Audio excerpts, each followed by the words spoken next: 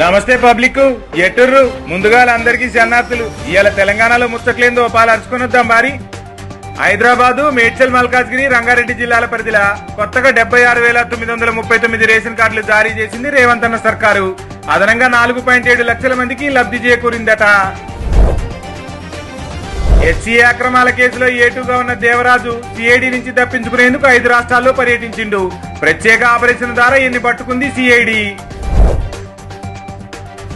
ఇక రేవంత్ సర్కారు తర్వాత రాష్ట్రంలోని 5 జిల్లాల్లోని స్కూళ్లలో ఏఐ ఎడ్యుకేషన్ కొనసాగుతుంది.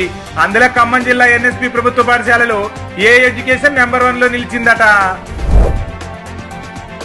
బీసీలకు 42% రిజర్వేషన్ విషయంలో రేవంత్ సర్కార్ తీసుకున్న చొరవను ప్రశంసించారట కేటీఆర్.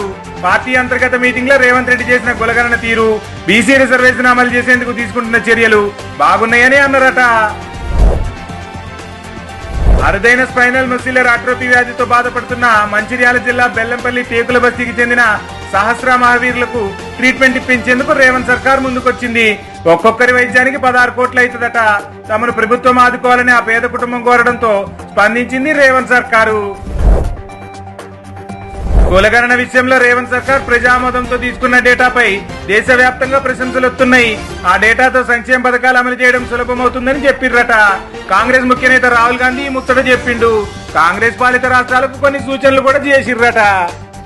ఈ తెలంగాణలో ముచ్చట్లు. మరిన్ని ముచ్చట్లతో మళ్ళీ రేపు కలుసుకుందాం. అందాకుంత మరి టాటా, బై బై.